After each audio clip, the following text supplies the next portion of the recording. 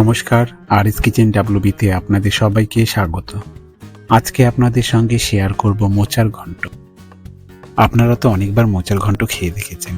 একবার এইরকম করে মোচার ঘন্ট খেয়ে দেখুন, আশা করছি আপনাদেরও ভালো লাগবে।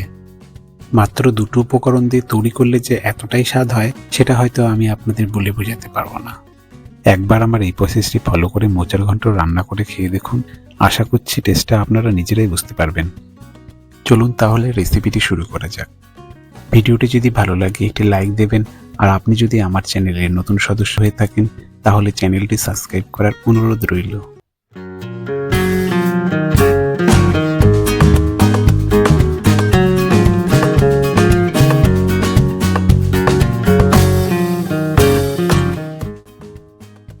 মোচার ঘন্ট রান্না করার জন্য এখানে নিয়ে নিয়েছি একটা বড় সাইজের মোচা। সবার প্রথমে মোচার খোলগুলো খুলে মোচার ফুলগুলো বার করে নেব। মোচার ফুলের ভেতরে থাকা এই অংশ দুটো ফেলে দিতে হবে, এগুলো ব্যবহার করবেন না। এবারে মোচার ফুলগুলো ছোট ছোট করে কেটে নেব। একটা কথা মাথায় রাখতে হবে যে মোচাগুলো কাটার সাথে সাথেই লবণ হলুদ জলে মোচাগুলোকে ভিজিয়ে রাখতে হবে, না হলে এগুলোর কালার একদম কালচে হয়ে যাবে। লবণ হলুদ জলে 30 মিনিট ভিজিয়ে রাখার পর ভালো করে ধুয়ে জল পাল্টে লবণ হলুদ দিয়ে প্রেসার কুকারে সেদ্ধ করে নেব। মোচার ঘন্টে স্বাদটা দ্বিগুণ করার জন্য এই রকম করে ছোলার ডাল বেটে ভেজে নেব। তার জন্য এইখানে 50 গ্রাম ছোলার ডাল ভিজিয়ে রেখেছিলাম।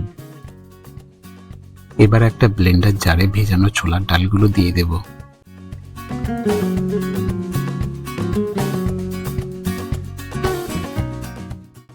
এর মধ্যে দিয়ে দেব দুটো কাঁচা লঙ্কা, দুটো ছোট আদার টুকরো দিয়ে পেস্ট করে নেব।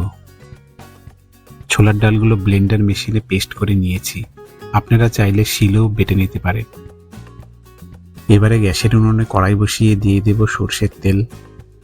সর্ষের তেল ভালো করে কড়াইয়ের গায়ে মাখিয়ে নিতে হবে, না হলে ডাল বাটাগুলো কড়াইয়ের গায়ে লেগে যেতে পারে। এবারে ডাল বাটাগুলো দিয়ে ভালো করে তেলের সাথে মিশিয়ে নেব।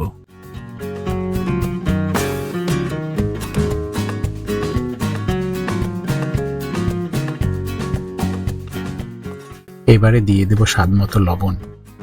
এই সময় গ্যাসের হিট মিডিয়াম রেখে ভালো করে ভেজে নেব।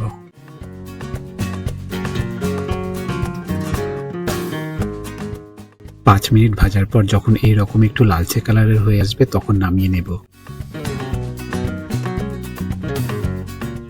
ওই কড়াতে আবার সর্ষের তেল দিয়ে ভালো করে গরম করে নেব। পেঁয়াজের বেরেস্তা ভাজার জন্য এই তেলের মধ্যে দিয়ে দেব কেটে রাখা পেঁয়াজ। এখানে 3টে মিডিয়াম সাইজের পেঁয়াজ ব্যবহার করেছি। গ্যাসের হিট লো টু মিডিয়াম রেখে হালকা লাল লাল করে ভেজে নেব।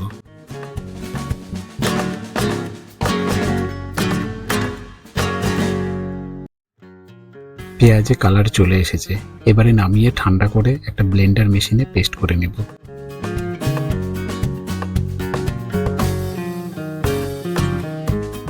ওই তেলের মধ্যে দিয়ে দেব ডুমো ডুমো করে কেটে রাখা আলু।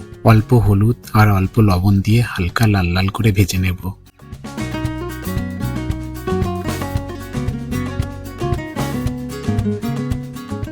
আলুগুলো ভাজা হয়ে গিয়েছে, এবারে নামিয়ে নেব। ওই তেলের মধ্যে দিয়ে দেব হাফ চামচ গোটা জিরে, একটা শুকনো লঙ্কা, দুটো তেজপাতা ফোড়ন দিয়ে হালকা করে নেড়ে চেড়ে দিয়ে দেব পেঁয়াজ বাটা। পেঁয়াজ বাটা দেওয়ার পর হালকা লাল লাল করে ভেজে নেব। এবারে দিয়ে দেব হাফ চামচ রসুন বাটা, হাফ চামচ আদা বাটা। আদা বাটা রসুন বাটা ভালো করে নেড়ে চেড়ে রান্না করে নেব। যখন আদা রসুনের কাঁচা গন্ধ চলে যাবে তখন দিয়ে দেব কেটে রাখা টমেটো। টমেটো দিয়ে 1 মিনিটের মতো রান্না করে নেব। এরপরে দিয়ে দেব স্বাদ মতো লবণ। কালারের জন্য দিয়ে দেব হাফ চামচ হলুদ গুঁড়ো। ঝালের জন্য দিয়ে দেব হাফ চামচ লাল লঙ্কার গুঁড়ো। দিয়ে দেব হাফ চামচ জিরের গুঁড়ো। 2 মিনিটের মতো রান্না করে নেব। 2 মিনিটের মতো রান্না করে নেওয়ার পর যখন টমেটোগুলো গলে যাবে তখন দিয়ে দেব আগে থেকে ভেজে রাখা পেঁয়াজের বেরেস্তা বাটা। এবারে মশলাগুলো কষিয়ে নেব 2-3 মিনিটের মতো। যখন মশলাগুলো থেকে তেল ছাড়া শুরু করবে তখন দিয়ে দেব আগে থেকে ভেজে রাখা আলু। মোচার ঘন্টে পেঁয়াজের বেরেস্তা বাটা দিলে মোচার ঘন্টের স্বাদটা অনেকটাই বেড়ে যায়। মশলা থেকে তেল ছাড়া শুরু হয়েছে, এবারে দিয়ে দেব ভেজে রাখা আলু। আলুগুলো মশলার সাথে খুব ভালো মতো কষিয়ে নিতে হবে 2-3 মিনিটের মতো।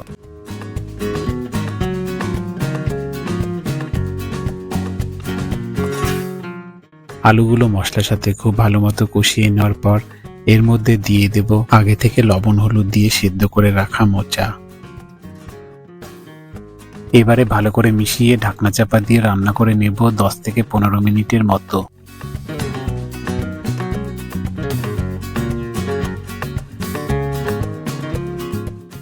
আলুগুলো সিদ্ধ হওয়ার জন্য এখানে অল্প ফোটানো জল ব্যবহার করেছি, আপনারাও অবশ্যই ফোটানো জল ব্যবহার করবেন। আলুগুলো সেদ্ধ হয়ে গিয়েছে, এবারে আগে থেকে ছোলার ডালগুলো বেটে ভেজে রেখেছিলাম সেগুলো দিয়ে দেব। এগুলো ভালো করে মিশিয়ে রান্না করে নেব 5-6 মিনিটের মতো। এই রকম ছোলার ডাল বেটে ভেজে মোচার ঘন্ট রান্না করলে মোচার ঘন্ট স্বাদটা দ্বিগুণ বেড়ে যায়। আপনারা চাইলে ছোট ছোট ডালের বড়া করেও এই মোচার ঘন্ট দিতে পারেন। মোচার ঘন্টের স্বাদ ঠিকঠাক রাখার জন্য দিয়ে দেব অল্প চিনি।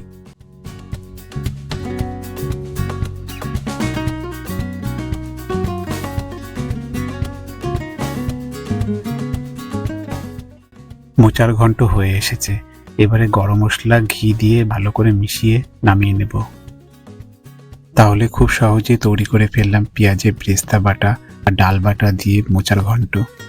আপনারাও একবার এই রকম করে মোচার ঘন্ট রান্না করে খেয়ে দেখুন, আশা করছি আপনাদেরও ভালো লাগবে। ভিডিওটি ভালো লাগলে একটি লাইক দিয়ে পাশে থাকবেন, আর এই রকম বিভিন্ন মজার রেসিপি দেখার জন্য চ্যানেলটি সাবস্ক্রাইব করার অনুরোধ রইল। ভালো থাকবেন, সুস্থ থাকবেন।